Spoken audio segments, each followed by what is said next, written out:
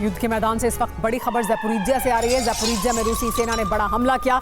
यूक्रेनी ठिकानों पर MLRS से भीषण हमला किया गया। यूक्रेन के 2 ठिकाने तबाह हुए हैं, कई सैनिक खत्म हो गए हैं। रूसी रक्षा मंत्रालय ने वीडियो जारी कर इसकी जानकारी दी है।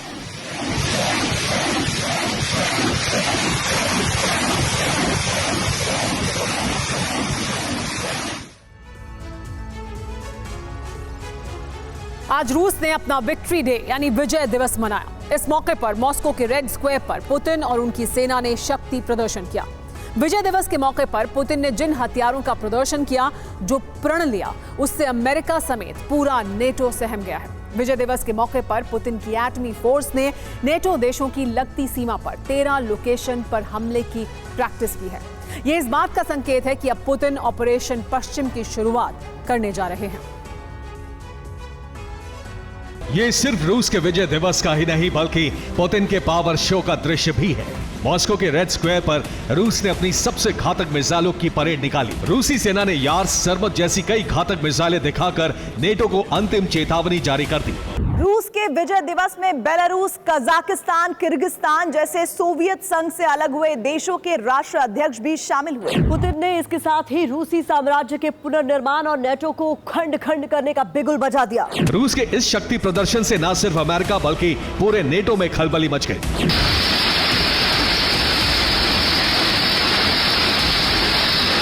नेटो ने भी पुतिन और उनकी सेना को रोकने की तैयारी तेज कर दी।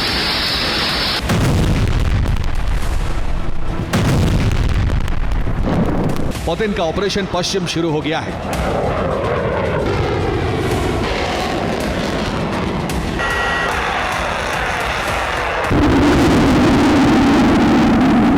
इसके तहत रूस नेटो के खिलाफ परमाणु युद्ध छेड़ना चाहता है।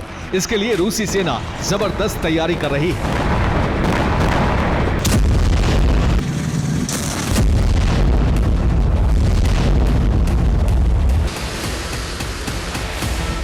नेटो के खिलाफ रूस की जंगी तैयारी की ये एक और तस्वीर है।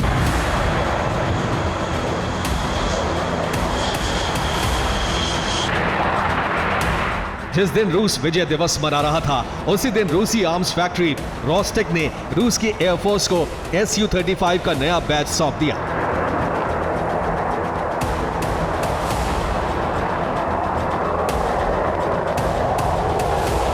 Su-35 ने आसमान में उड़कर इस तरह से गर्जना की।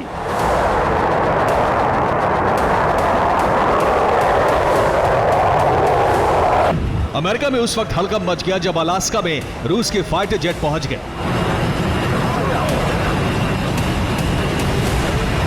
रूसी एयरफोर्स का यह कदम इस बात का सबूत है कि रूस नेटो के खिलाफ किसी भी वक्त सैन्य अभियान शुरू कर सकता है।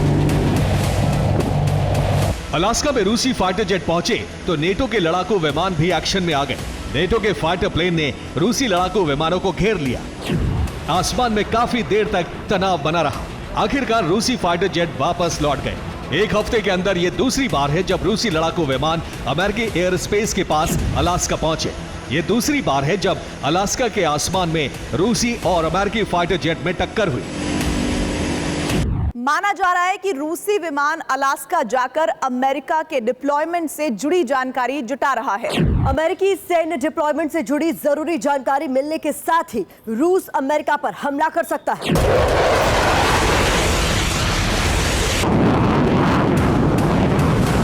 पुतिन इसलिए ऑपरेशन पश्चिम लॉन्च कर रहे हैं क्योंकि नेटो लगातार रूस की घेराबंदी कर रहा है।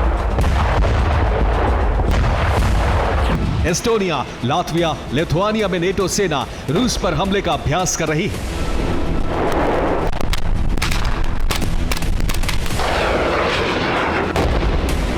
रूसी सीमा से सटे नेटो के इस युद्धाभ्यास से क्रेमलिन इतना क्रोधित हुआ कि उसने फिनलैंड, एस्टोनिया और लातविया से लगती सीमा पर न सिर्फ अपनी एटमी फोर्स की तैनाती कर दी, बल्कि रूस की एटमी फोर्स बॉर्डर पर 13 जगहों पर वॉर एक्सरसाइज भी करने लगी।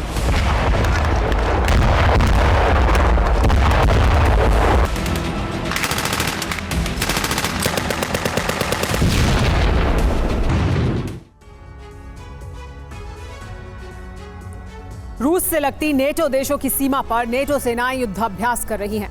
एस्टोनिया, लातविया और लिथुआनिया में नेटो रूस पर हमले की प्रैक्टिस कर रहा है। इस बात से भड़के रूस ने फिनलैंड से लेकर लातविया तक युद्धाभ्यास शुरू कर दिया है।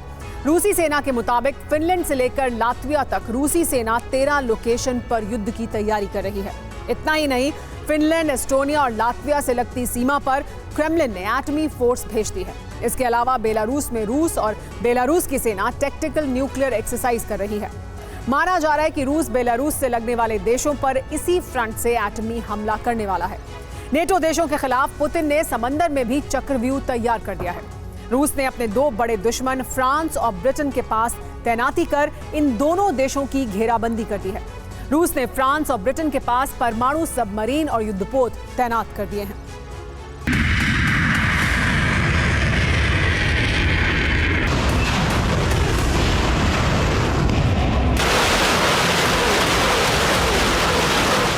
पुतिन के आक्रामक रुख से सबसे ज्यादा परेशान अमेरिका ही है।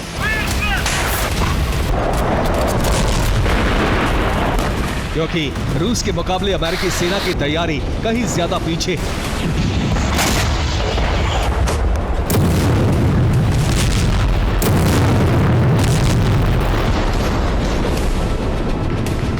इस बात का कबूलनामा खुद अमेरिका के मंत्री जॉन हिल ने सीनेट में किया।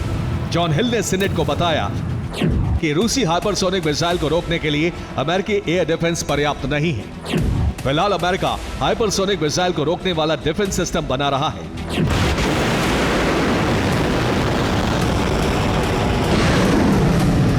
अमेरिका की नॉर्दर्न कमांड के चीफ जनरल ग्रेगरी गिलेट ने कहा है कि रूस ने पिछले कुछ सालों में ऐसी घातक आईसीबीएम मिसाइलें तैयार कर ली हैं जो अमेरिकी रडार को धोखा देने में सक्षम है।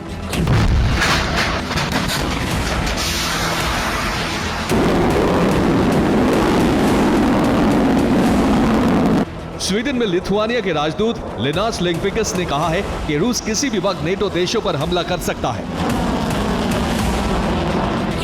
लिनास के मुताबिक मुझे कोई शक नहीं कि रूस हमले की तैयारी कर चुका है। रूसी सेना नेटो पर हमला करके ही दम लेगी।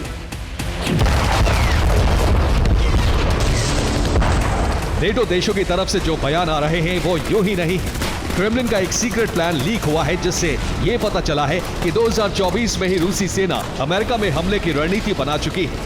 क्रेमलिन की लीक रिपोर्ट से खुलासा हुआ है कि टारगेट पर वॉशिंगटन डीसी और न्यूयॉर्क जैसे अमेरिका के बड़े शहर हैं। यही वजह है कि अमेरिका की अगुवाई में नेटो न सिर्फ रूस की घेराबंदी कर रहा है बल्कि खुद को रूस से तीसरे विश्व युद्ध के लिए तैयार भी कर रहा है। असल में पुतिन अब पहले से भी बड़ा और ताकतवर रूसी साम्राज्य कायम करना चाहते हैं। ये तभी संभव होगा जब पश्चिमी देश यानी अमेरिका की अगुवाई वाला संगठन नेटो कमजोर होगा। नेटो कमजोर तभी होगा जब वो युद्ध की आग में जलेगा। पुतिन अपने इसी प्लान को अंजाम तक पहुंचाने में जुटे हैं। Bureau report, TV9 Bharatvarsh.